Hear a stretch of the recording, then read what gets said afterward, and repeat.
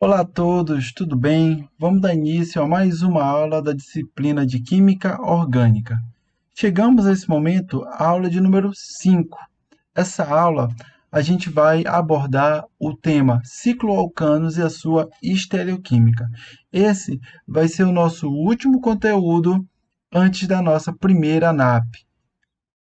Nessa aula, nós vamos falar mais especificamente dos cicloalcanos, conversando um pouco sobre a sua nomenclatura, né, o isomerismo, como é que ele vai se apresentar para esses compostos, né, que pertencem a essa função química, e vamos então falar sobre a tensão dos anéis, né, a tensão relacionada ao fato de eu ter uma molécula de cadeia fechada. E aí a gente finaliza falando especificamente das conformações dos cicloalcanos. Vamos começar vendo, né, nos cicloalcanos menores, com até 5 átomos de carbono em uma cadeia fechada, e vamos ver o caso principal, que é o do ciclohexano. Finalizamos, então, vendo, né, no caso dessas moléculas fechadas, nessas conformações, o que seriam as ligações axiais e equatoriais, e vamos estender o aprendizado, né, do ciclohexano para os ciclohexanos monossubstituído, os dissubstituído e as moléculas policíclicas, que são aquelas moléculas que vão apresentar mais de uma cadeia fechada ali presente na sua estrutura. Com isso, o objetivo desta aula de número 5 é compreender a química dos cicloalcanos e os aspectos relacionados à nomenclatura desses compostos, isomerismo, estabilidade da cadeia cíclica e as consequentes conformações destes compostos orgânicos. Então, pessoal, vamos começar a nossa aula de número 5. Bom,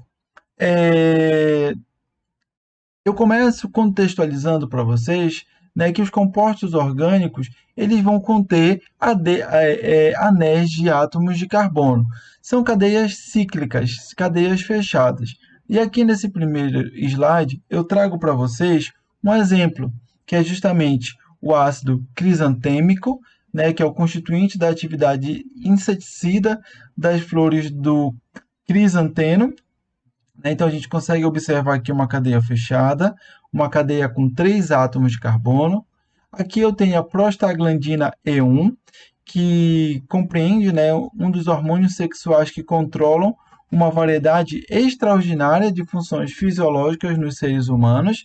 Então, aqui na prostaglandina, a gente consegue observar uma cadeia fechada com 5 átomos de carbono, e aqui eu tenho a cortisona, uma molécula policíclica, ela que é um esteroide com importante papel na fisiologia humana. Ela apresenta, né, aqui 4 cadeias fechadas, sendo uma destas cadeias uma cadeia insaturada. As 3 outras são cadeias saturadas. Então, os compostos orgânicos classificados como cicloalcanos ou ciclanos, eles vão apresentar esta característica, que é a de conter uma cadeia cíclica fechada de átomos de carbono. Bom, para que a gente faça a nomenclatura desses compostos, né, é importante que a gente compreenda que um cicloalcano é um HC, ou seja, um hidrocarboneto cíclico saturado, ou compostos alicíclicos, que seriam cíclicos alifáticos, são cadeias fechadas, cadeias, né, que vão ter aí esse círculo, né, que pode ser de 3, de 4, de 5 átomos ou mais átomos de carbono, e que os átomos de carbono somente vão estar realizando ligações simples, né? Então, por isso que são cíclicos, alifáticos ou alicíclicos. A fórmula geral de um ciclo alcano é esta bem aqui, CnH2n, ou seja, um ciclo alcano qualquer que tenha, por exemplo, 3 átomos de carbono, ele vai ter o dobro de átomos de hidrogênio. Ou seja, se eu tenho aqui, por exemplo, um ciclo alcano com 15 átomos de carbono, eu sei que ele vai ter 30 átomos de hidrogênio. Então, a fórmula química nos ajuda a chegar rapidamente na quantidade, né, de cada um dos constituintes de uma determinada fórmula. A gente já conheceu na aula passada dois alcanos, e aqui a gente conhece então essa fórmula dos cicloalcanos. Né? Observem que os cicloalcanos eles vão ter menos 2 átomos de hidrogênio, porque a fórmula química do alcano, né, seria CnH2n mais 2. Né? O cicloalcano ele perde esses dois hidrogênios justamente porque vai haver uma conexão entre dois átomos de carbono, né? Fechando a cadeia daquele agrupamento de átomos de carbono. Isso faz com que dois hidrogênios sejam perdidos. Bom, então os cicloalcanos substituídos, eles serão nomeados conforme regras semelhantes à dos alcanos de cadeia aberta. Então, olha lá, primeira regra, no caso, encontrar a cadeia principal. Esse encontro da cadeia principal ele é fundamental. Eu tenho que saber identificar se a cadeia principal ela vai ser a cadeia fechada ou não.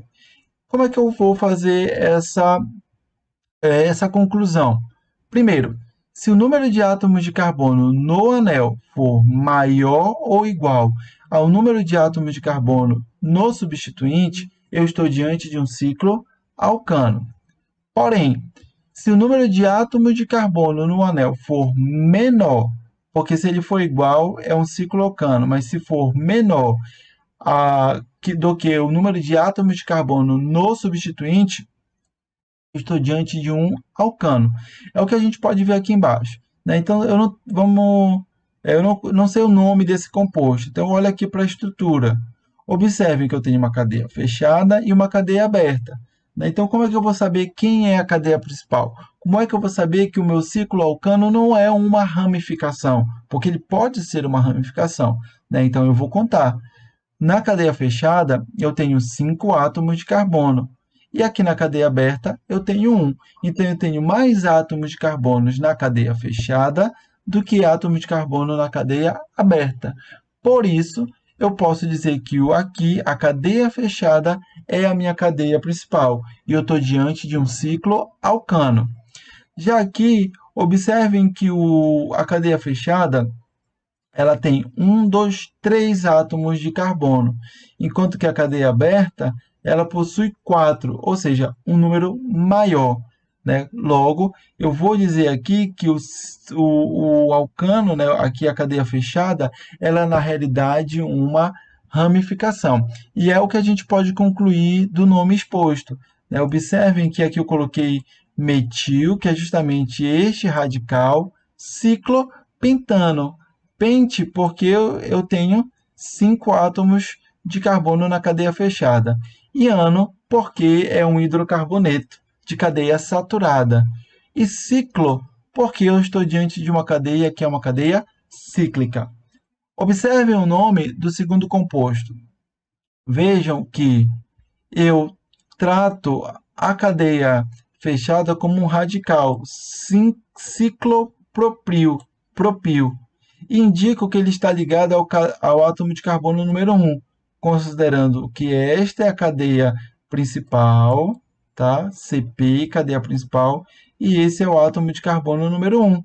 Então, ao átomo de carbono número 1 está ligado a ramificação ciclopropil. E o nome butano, porque a cadeia principal tem 4 átomos de carbono e é uma cadeia de um hidrocarboneto saturado. Qual é a regra de número 2? Preciso numerar os substituintes e escrever o nome de cada um deles. Qual é a dica? Escolha um ponto de ligação, como o carbono 1, e numere os substituintes no anel de modo que todos os outros substituintes tenham o menor número possível. Então, se eu for observar aqui, olha lá, se eu considero esse daqui como o átomo de carbono número 1, e eu fosse numerar este daqui, eu teria duas situações. Eu poderia colocar 2 e 3. Observem que eu numerei o átomo de carbono ao qual está ligado a ramificação como o carbono de número 3. Porém, e se eu decidisse começar pelo outro lado? 2, 3, 4 e 5. Olha só, eu atribuí ao átomo de carbono ao qual está ligada a ramificação o número 5, né? Então, é um número maior do que quando começo aqui neste sentido, né? Então, esta numeração aqui, ela é uma numeração que não vai fornecer ao átomo de carbono que contém o radical o menor número possível. Logo, esta é a forma correta de eu numerar os meus átomos de carbono. Se você quisesse começar considerando este radical aqui, o número 1, poderia também. Você chegaria ao 1, 2 e 3. Se fosse para o outro lado, 1, 2, 3, 4 e 5. Então, você chegaria às mesmas conclusões, de que os dois radicais estão ligados aos carbonos de número 1 e 3. Vejam como ficou o nome.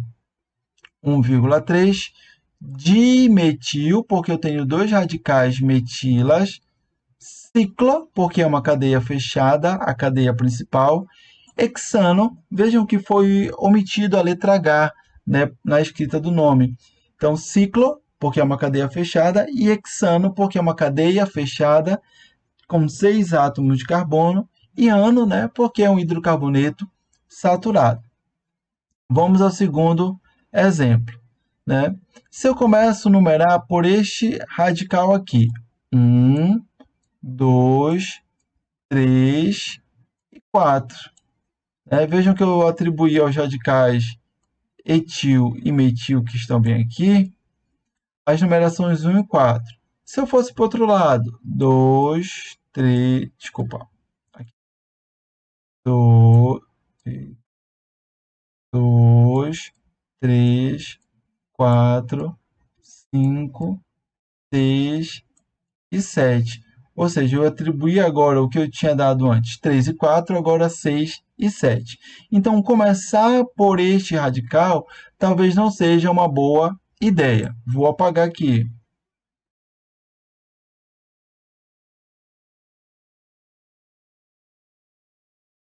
Vamos lá. Eu começo daqui. 1, 2, não posso voltar para cá, então eu teria que virar 3, 4, 5 e 6. Né? Eu vou dar também uns valores bem elevados. E se eu começasse por este daqui? 1, 2, 3 e 4. Vejam que a nomenclatura ela é uma tentativa e erro. Você vai, sempre que efetuar a nomenclatura de um composto, verificar diferentes opções para decidir qual de fato é a mais apropriada segundo as regras da nomenclatura. Então, começar a numeração dos átomos de carbono por este radical, porque fornece ao radical etil e a este radical metil os menores números possíveis, é a melhor opção. Observem a nomenclatura 2 etil, porque eu preciso colocá-los em ordem alfabética.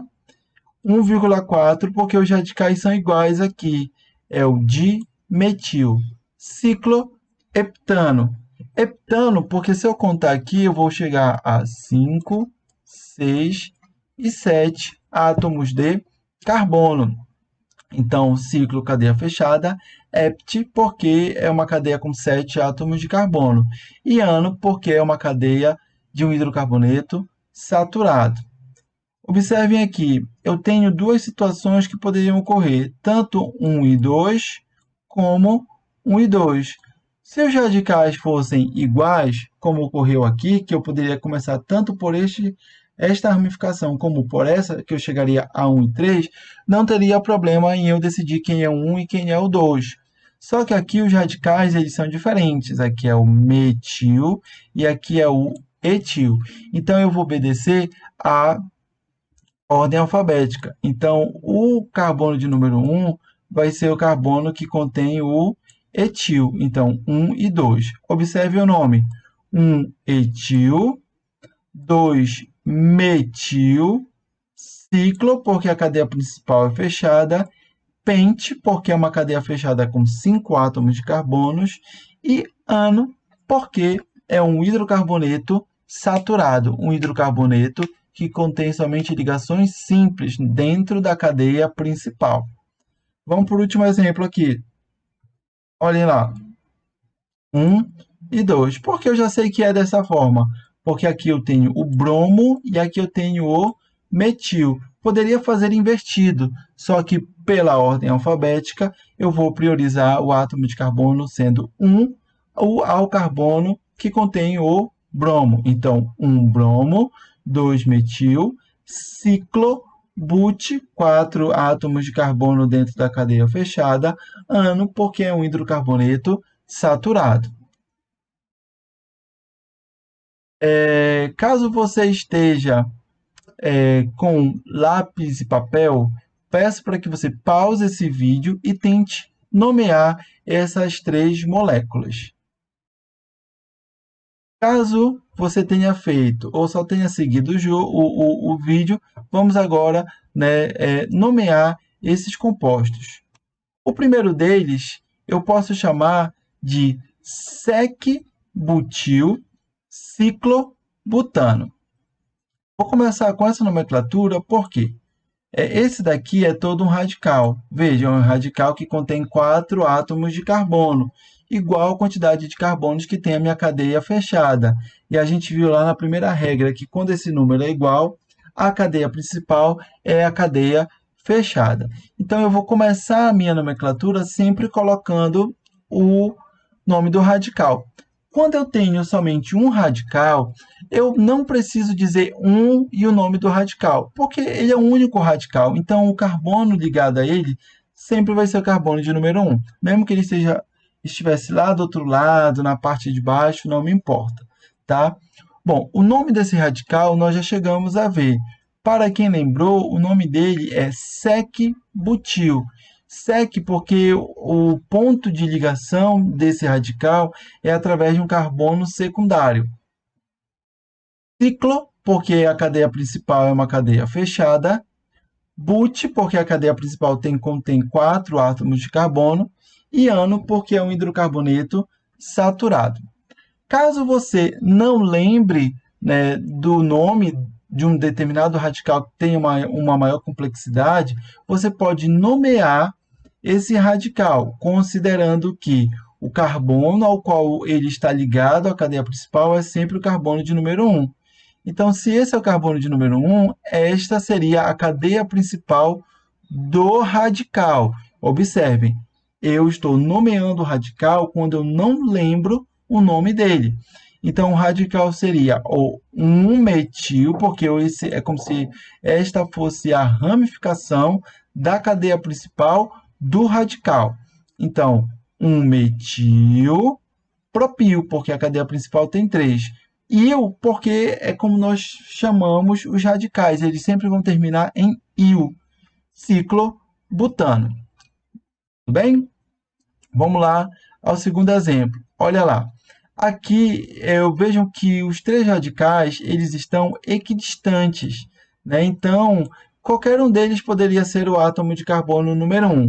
Porém, pela ordem alfabética, eu tenho bromo, tenho metil e tenho o etil. Logo, o bromo é o átomo de carbono número 1. Seguindo ainda a ordem alfabética, eu vou atribuir ao carbono ligado ao etil como carbono de número 3 e o carbono ligado a metila ao átomo de carbono número 5. Então, nomenclatura 1 bromo, 3 etil, 5 metil. Vejam que todos eles estão em ordem alfabética e eu faço a identificação ao átomo de carbono ao qual ele está ligado. Ciclo, cadeia fechada. X, porque tem 6 átomos de carbono na cadeia fechada. Isso daqui é isso daqui, tá, gente? Desculpa. Isso aqui é nomenclatura da cadeia fechada, tá? Ciclo, X e ano, porque é um hidrocarboneto saturado. Vamos aqui para o terceiro exemplo. Novamente, cloro, metil e etil. Tenho novamente ramificações equidistantes. Vou atribuir a numeração, né, de maneira que eu obedeça a ordem alfabética. Então, esse daqui ou esse seria um? Seria o cloro. 1, 2, 3, 4 e 5. Veja a nomenclatura. 1 cloro, 3 etil, que é esse bem aqui. Esse etil é o mesmo que esse, tá? Ele só está escrito ao contrário, isso pode ocorrer. E 2 metil. Ciclo, porque a cadeia principal ela é fechada. Pente, com 5 átomos de carbono. E ano, porque é um hidrocarboneto saturado. Bom, um outro fenômeno muito importante que vai ocorrer para os cicloalcanos é a isomeria cis e trans. Isso vai ocorrer porque a cadeia fechada ela vai proporcionar, né, a visualização dos cicloalcanos como se ele tivesse duas faces, né? Então eu vou poder separar aqueles radicais que estão para uma face A e aqueles radicais que estão para uma face B. É como se fosse uma moeda, né? Então cada moeda tem dois lados. Então, a cadeia fechada, ela atua desta forma, criando dois lados para o ciclo alcano. Tá? Então, os cicloalcanos são apolares, né? Ele só vai ter ligações carbono e hidrogênio, e eles são razoavelmente inertes. Eles são menos flexíveis do que os alcanos de cadeia aberta. Lá nos alcanos, nós vimos, né, a rotação da ligação carbono-carbono, né, e que aquela rotação ela transforma, né, aquele alcano, produzindo aí os confômeros, né, o confômero na posição eclipsada e na posição alternada. Aqui, devido ao ângulo, né, devido ao fechamento da cadeia, essa rotação ela não vai ser visualizada, tá bem? Vamos olhar aqui esse exemplo, que é o do ciclo propano, que seria um ciclo alcano com 3 átomos de carbono em uma cadeia fechada. Então, o que se sabe sobre ele? Apresenta uma molécula rígida e plana, porque tem 3 pontos que definem um plano. Esses 3 pontos são justamente os átomos de carbono em cada um dos vértices dessas ligações.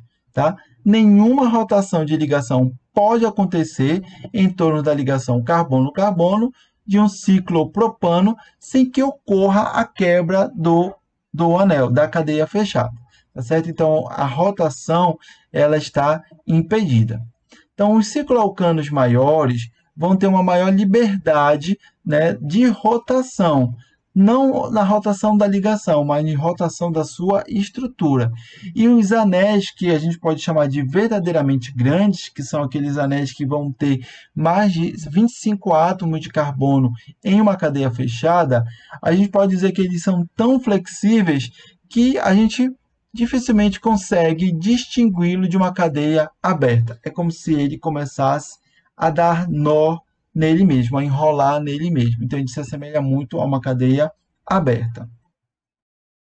Aqui eu trago para vocês os 4 primeiros cicloalcanos que podem ocorrer. O primeiro deles é o ciclopropano, com 3 átomos de carbono. Aqui eu tenho o ciclobutano, tá? Com 4 átomos de carbono.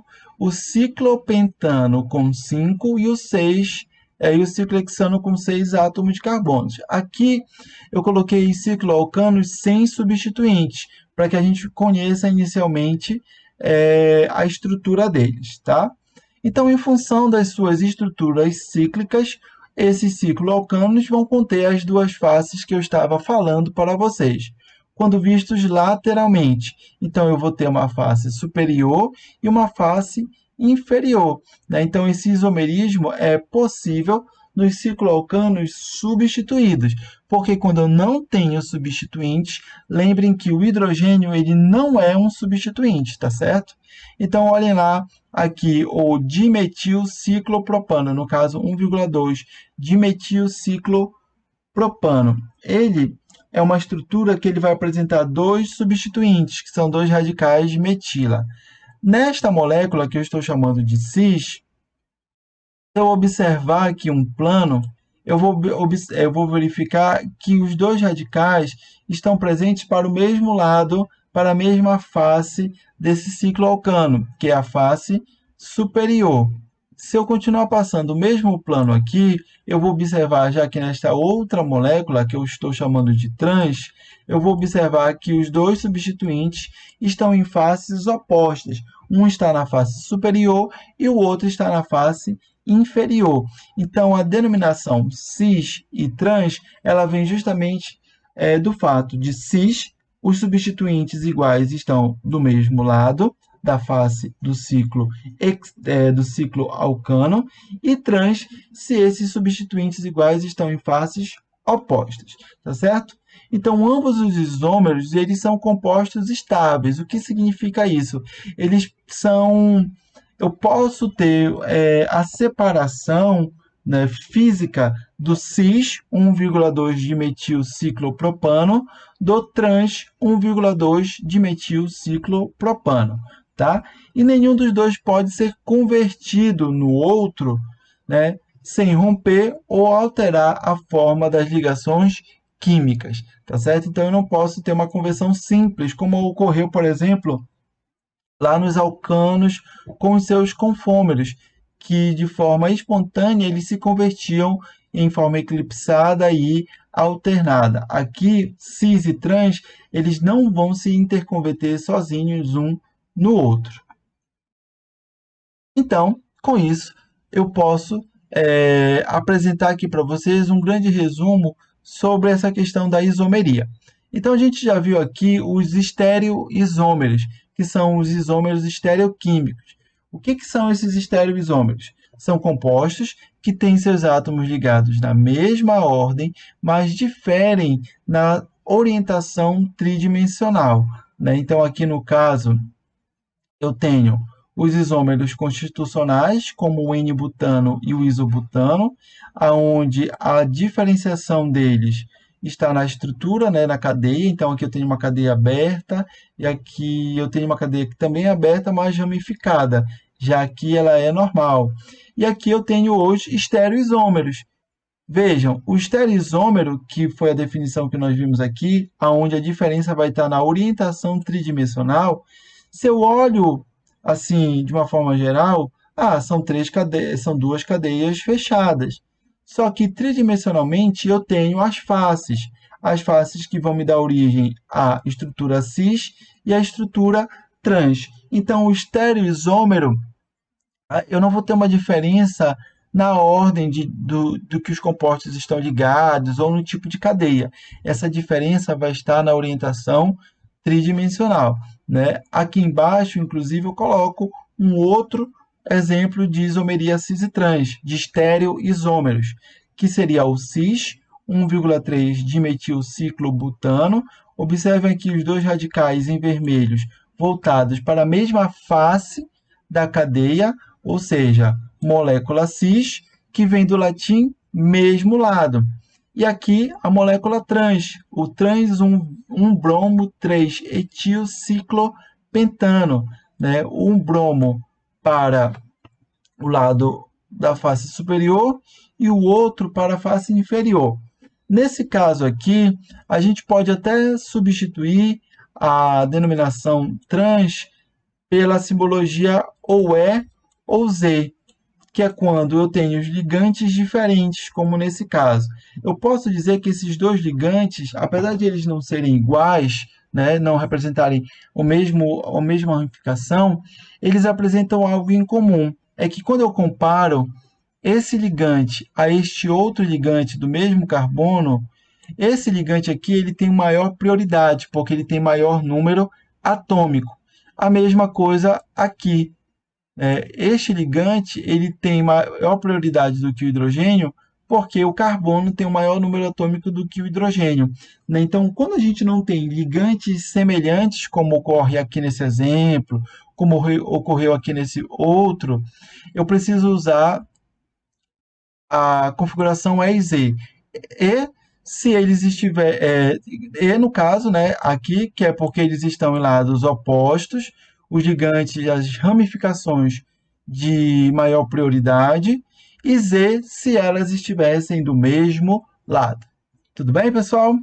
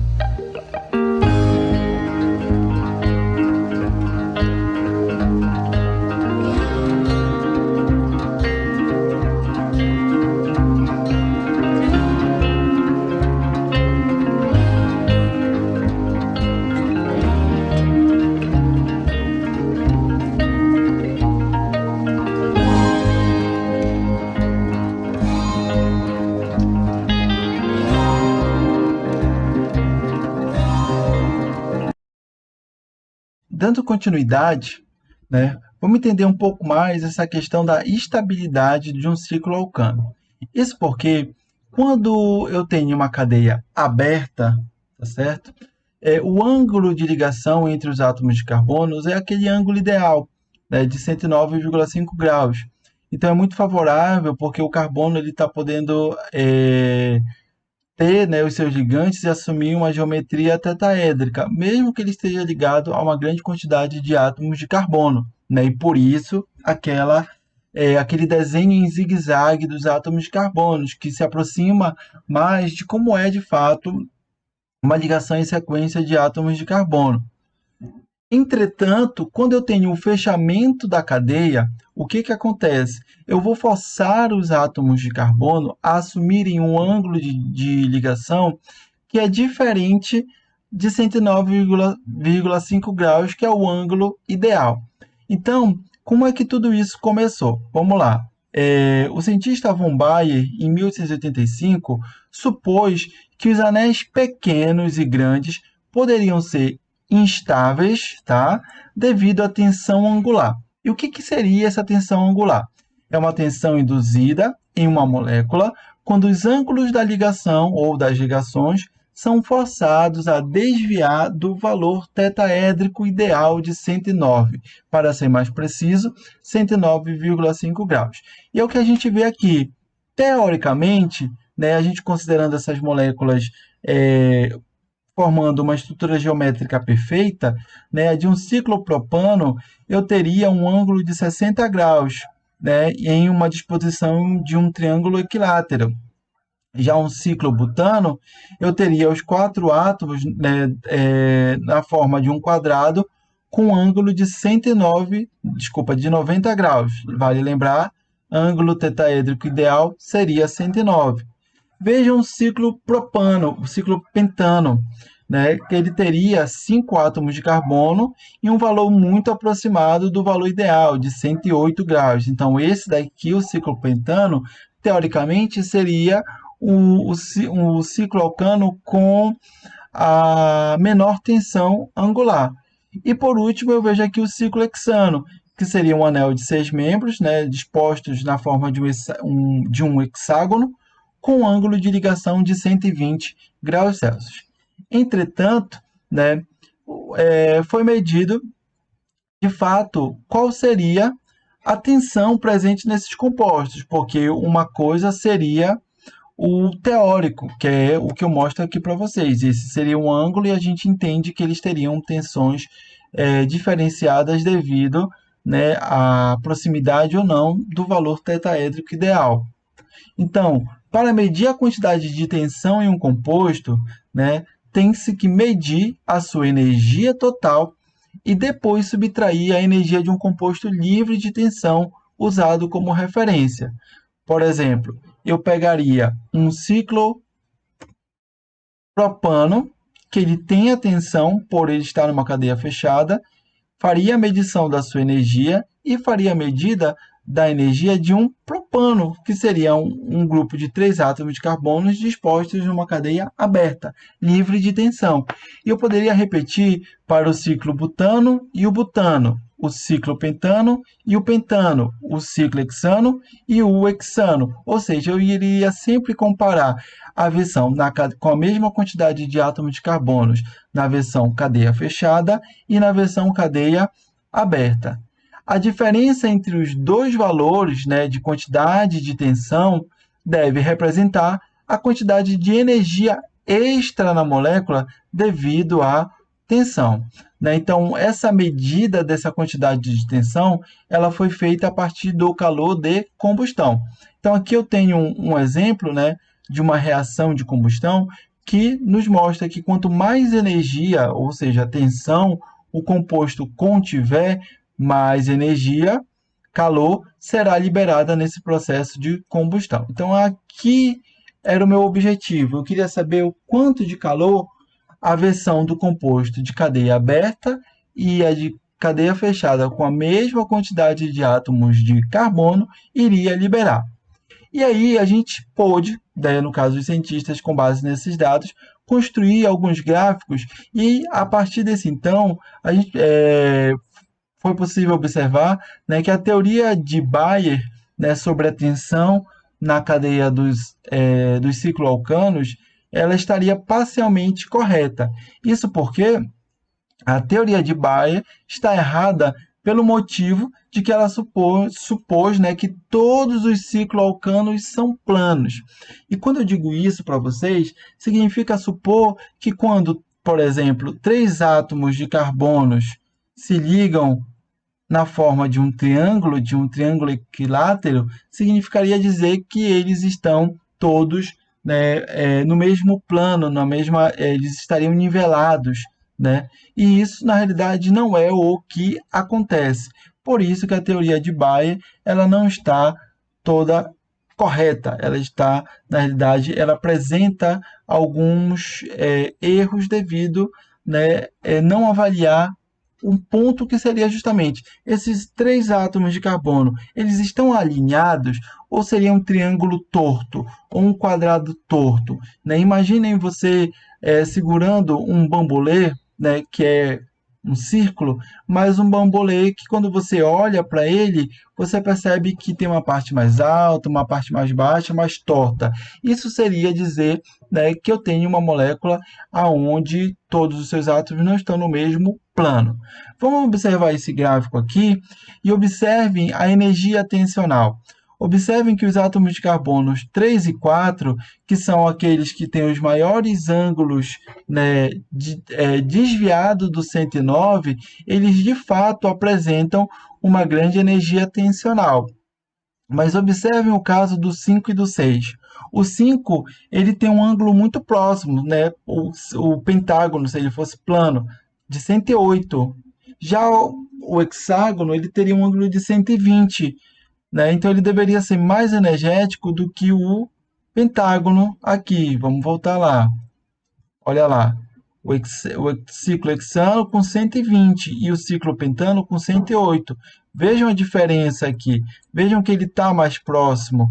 Porém, quando eu vou observar as energias, o ciclo hexano não tem energia tensional, já o ciclo pentano tem.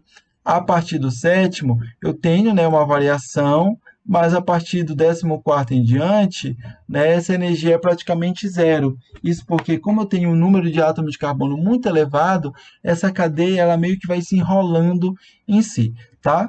Então, observem lá. A maioria dos cicloalcanos não é plano. Eles adotam conformações tridimensionais contraídas, que permitem que os ângulos de ligação sejam quase tetaédricos, né? Então, no caso, É como se um átomo de carbono ele saísse do plano, do mesmo plano que está os outros átomos de carbono, justamente para assumir, né, uma energia tensional menor. Né? Então, imaginem essa folha de papel. Os 4 pontos aqui estão no mesmo plano. Entretanto, se eu puxar uma dessas pontas para cima, eu posso dizer que esta ponta ela não está no mesmo plano. E esta torção, né, vamos colocar assim, esse desnivelamento, ele vai provocar um resultado que muitas vezes é positivo sobre a energia tensional. Tá? Então, a tensão dos ângulos ocorre somente nos anéis de 3 e 4 membros, que têm pouca flexibilidade. É por isso que esses dois aqui, casos, né, são muito elevados quando a gente compara aos demais. Então, portanto, 3 tipos de tensão contribuem para a energia global de um ciclo alcano. A primeira delas é a tensão angular, que é a tensão devida à expansão ou compressão do ângulo de ligação. É quando o meu ângulo ele foge muito para mais ou para menos do ângulo tetaédrico ideal de 109,5 graus. Eu posso também ter a tensão torsional, que é justamente a tensão devido ao eclipse das ligações sobre os átomos vizinhos. E sobre ela nós já conversamos na aula passada e vamos ver que essa tensão torsional ela também vai ocorrer aqui no ciclo alcanos. E por fim, eu tenho a tensão estérica, que nós também já vimos na aula passada, que é a tensão provocada pelas interações repulsivas quando átomos se aproximam uns dos outros. Né? Lembrem que eu posso ter grupos volumosos ligados aos átomos de carbono e que essas distorções que vão poder ser ocasionadas a uma molécula de um ciclo alcano poderá aumentar ou diminuir, né, uma dessas 3 energias de tensão: tensão angular, tensão torsional e a tensão estérica. Vamos ver o que ocorre para, né, o ciclopropano. O ciclopropano, que é o ciclo alcano de menor cadeia, com 3 átomos de carbono. Sobre ele, é o mais tensionado, uma energia na faixa de 115 kJ/mol, né, de todos os anéis. Isso porque aqui a tensão angular ela é muito elevada. O ângulo, né, ele é muito próximo a 60 graus, então ele está muito distante do ângulo ideal, que é 109, tá certo? E também vai possuir uma considerável tensão torsional, ou seja, vejam bem aqui nessa estrutura de cavalete para um ciclo alcano que nós não vamos fazer essas estruturas, nós vamos somente analisá-las. Observem que os átomos de hidrogênio eles estão eclipsados, né? E isso causa aqui então uma tensão torsional, além da própria tensão angular, porque é um ângulo de 60 graus. Tá? Então, o ciclopropano ele tem ligações angulares, onde os orbitais se superpõem em um ângulo, que é justamente o que a gente pode observar aqui. O resultado é que as ligações são mais fracas, né, essas ligações carbono-carbono, e mais reativas do que a dos alcanos normais. De uma forma geral, a gente pode observar que os ciclopropanos eles são facilmente quebráveis. A ligação carbono-carbono de um ciclopropano ela é facilmente rompida. Tem aqui o caso do ciclobutano. Ele vai ter uma tensão angular menor do que a do ciclopropano. Aqui a tensão angular dele ele vai estar na faixa mais próxima, né, do 109, por isso que aqui é 110, enquanto que aqui seria 115, tá bem? Essa diferença ela é muito significativa. Vai possuir uma tensão torsional maior. A tensão torsional aqui ela vai ser maior porque eu vou ter mais átomos de hidrogênio, né? E a gente consegue ver melhor aqui esses hidrogênios nessa aproximação aqui quase eclipsada, né? Então, como eu tenho mais átomos de hidrogênio, mais eclipses podem ocorrer. E aí eu vou ter um incremento de tensão torsional. Então, observem, enquanto que lá no ciclo propano eu tive muita tensão angular e tive baixa tensão torsional, por eu ter poucos átomos de hidrogênio ali numa posição de eclipse, aqui eu já melhorei a tensão angular, porém, por eu ter mais átomos de hidrogênio, eu tive um incremento de energia devido à tensão torsional. Posso também verificar que o ciclobutano ele não é completamente plano, né? Vejam, o ciclobutano seria um quadrado. Então a gente pode voltar para o exemplo do papel. Eu vou observar que um dos átomos do carbono ele vai ter um ângulo, né, de 25 graus superior aos três outros. Então é como se eu tivesse, né, um dos átomos de carbono subindo no plano, né? Então a gente consegue observar aqui, né, através dessa visualização, um dos átomos de carbono numa posição angular superior. Tá? Então, o efeito dessa leve curvatura aumenta um pouco da tensão angular, que se ele fosse plano seria pequena, né, mas diminui a tensão torsional. Então, verifiquem que essa distorção ela provoca um melhoramento da energia dessa molécula. Então, o que ele tinha de pouca tensão angular, ele aumentou um pouco, e o que ele tinha de muita tensão torsional, ele diminuiu devido, né, a essa curvatura de um dos átomos de carbono, subindo no plano. Tudo bem? E aí, né, para a gente encerrar essa nossa primeira videoaula, essa primeira parte, né, da aula de número 5, a gente vê o ciclopentano. Ele tem uma energia total de tensão de 26 kJ, ele tem uma energia bem menor, não tem praticamente tensão angular, porém possui grande tensão torsional. Ele não tem praticamente tensão angular porque o ângulo dele é muito próximo ao de 109,5. Porém, como eu tenho mais átomos de carbonos, eu tenho mais átomos de hidrogênio, que podem estar numa posição eclipsada, por isso grande tensão torsional. Essa molécula, verifiquem que ela torce para adotar uma conformação não planar, contraída, que alcança um equilíbrio entre um leve aumento da tensão angular, que é baixa para ele, e uma diminuição da tensão torsional, que é elevada para a molécula.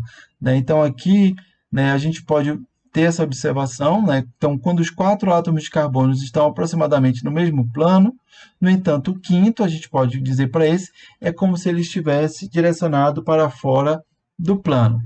Nesta outra imagem aqui, a gente consegue observar a grande quantidade de átomos de hidrogênio que estão próximas umas à outra, em alguns casos, na posição eclipsada. Então, isso aumenta a tensão torsional.